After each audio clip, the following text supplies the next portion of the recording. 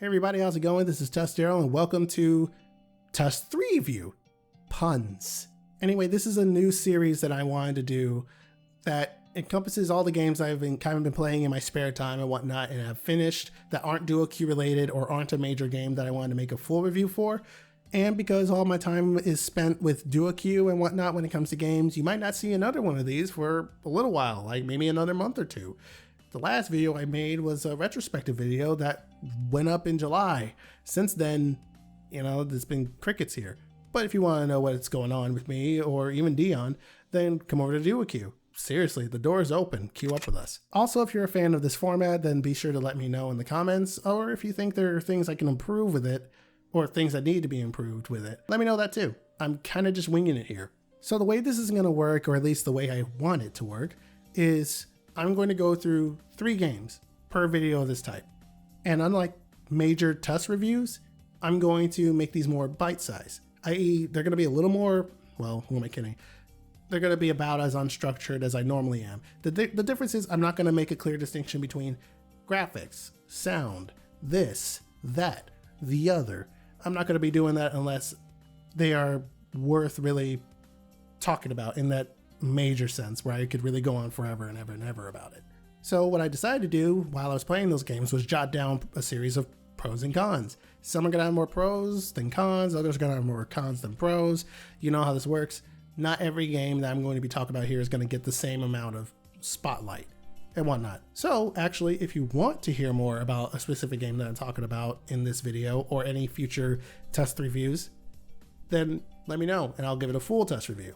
Otherwise, I'm going to give it to you bite-sized. So let's see if I can keep this under 5 minutes. I've already failed in one way because we're 2 minutes in, so I really got 3 minutes. Let's see what happens. Dion can tell you firsthand that I am not good at this. Let's hope I get better. Okay, so for Alice Madness Returns, let's start with the premise. I'm going to be starting with the premise for all these games and games I go through with this and the other, just so I'm not just jumping right into it. In Alice Madness Returns, you take control of Alice, a girl suffering from trauma caused by the death of her family in a fire. She was eventually discharged from a psychiatric clinic and now lives in an orphanage for mentally traumatized orphans under the care of Dr. Angus Bumby. To rid herself of the trauma and learn the truth of what happened in her past, Alice once again falls into Wonderland, where a new force has corrupted it. And before you ask, yes, this is a sequel. No, I haven't played the first game, but you don't really have to play the first game, but I still do want to play the first game. So if I can find the first game, I will tell you about the first game. But let's talk about the second game. I actually really enjoyed Alice Madness Returns for its genuinely unsettling story, the beautiful art direction, the gritty and dark style that is associated with the beautiful art direction. It's a very Tim Burton-esque game. And the fun and quirky combat that can get a little stale and repetitive after a while, but for the most part, you're enjoying it, or for the most part, I enjoyed it. I don't know if you enjoyed it. I also really like the variety of the environments and whatnot that you get in every major section of the game. The problem is you have too much of every section of the game. The game goes on for much longer than it has to. It's a 14-hour long game. It should have been 7. And that really detracts from everything that I just said is awesome about it, except for the story. The story is the only thing that really kept me going by the time I was close to, like, say 10 hours of the game, because at that point I just wanted it to be over. The game does try to change things up as we go and whatnot, but unfortunately that's not enough. It doesn't do that enough, I should say. There's a particularly cool section later in the game, in the late game, that is actually really doggone awesome, and I wish they did more stuff like that thing that I'm alluding to that I'm not going to go into detail about because I'm not giving you spoilers. But again, too little differences, too much of the same thing. So I'm going to have to give this game a caution. It's not a bad game, and if you can tolerate a repetitive story in favor of, well, not in favor of, but if you can tolerate a repetitive game for the sake of enjoying a really cool, really good story, then go for it. But otherwise, I'm going to have to give it a caution because most people that I know, heck, even me, as much as I love that kind of stuff, I was burnt out. I'm sorry, Alice, I was burnt out. But hey, at the very least, I'm looking forward to what American McGee does next with his next endeavor for Alice, if that ever gets greenlit. This game was published by EA, so let's face it, he's going to have a fight on his hands. All in all, I don't mind repetition if there's a really great story behind it, but even I have my limits. This game is a caution. Let's move on to Katamari Demacy. In Katamari Demacy Reroll, yes, this is a remaster, the king of all cosmos wrecks the stars in space, along with the moon, and well, just about everything else in a drunken stupor. Of course, someone has to clean up his mess, and apparently it won't be him, so I guess we'll have to do. Equipped with the Katamari, the prince makes his way to Earth to roll up as many things from people as possible and return the universe to its former glory. In a way, the story is actually very messed up, and that's just, I didn't need to know how many dogs it takes to make a star. Those poor dogs. Why? Why is this game rated E? Anyway, the game is a lot of fun. It's pure bliss. I'm not even joking. I'm not even exaggerating. This game is very much enjoyable. Saying that may sound like I downplayed it.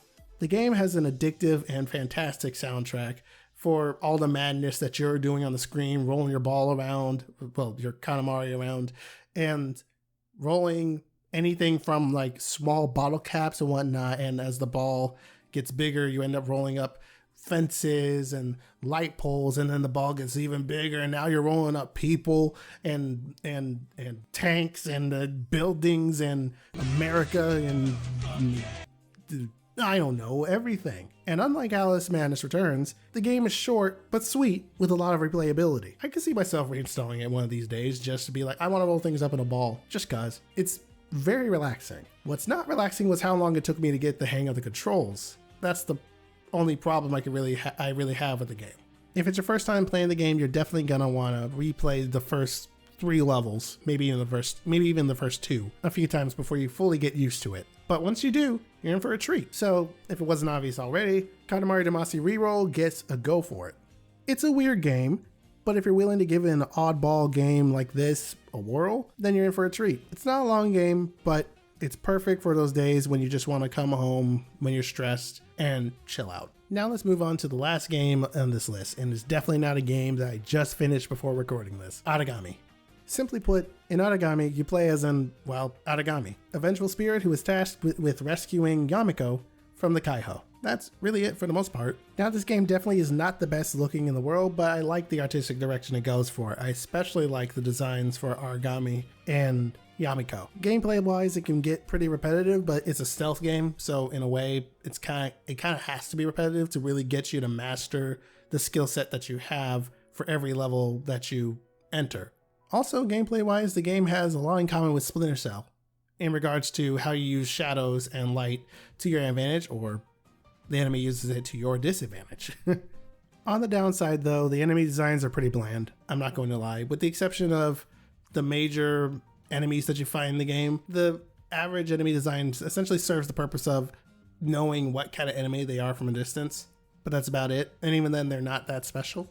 And also, the game can be buggy. I want to point out 2 bugs I've encountered specifically just in case any of you are interested in playing the game, because I'm going to tell you now the game is a go for it. I'm just going to go ahead and say that because the game is a lot of fun and the story in of itself is surprisingly well done. And I say surprisingly because I wasn't expecting it to go in the directions that it did, but it's definitely a game you should play. And there's a sequel. I'm interested in that too, but I'm still going to tell you about the bugs. There was a bug where occasionally when I kill an average grunt, no matter what volume setting I have it on, they will die and they would do their death grunt or death groan or whatever. Their dying last, they'll do that at max volume.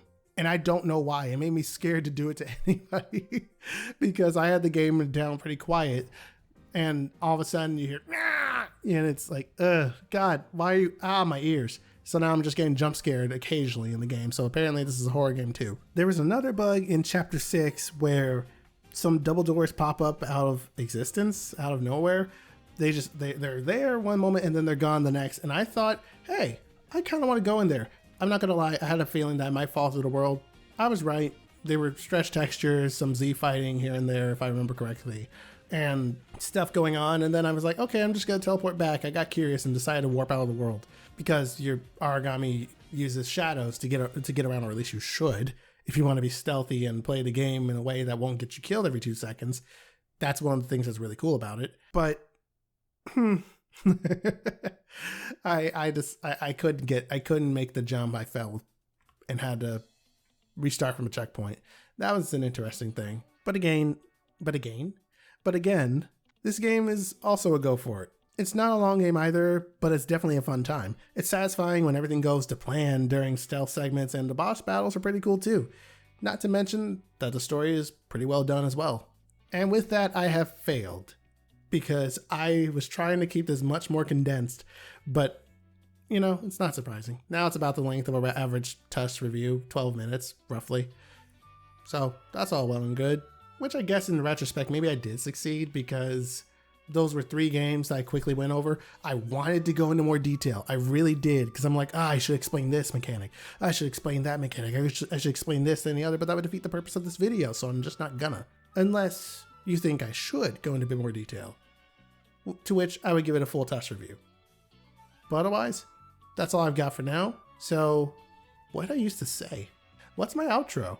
I have Dual Q's outro in my head. What's my outro? Oh, right. I hope you guys have enjoyed your stay. I'm TUSDarryl. See you later. That didn't sound as sincere as I wanted it to be, but you know what? We're having a good time. And you know, just bye.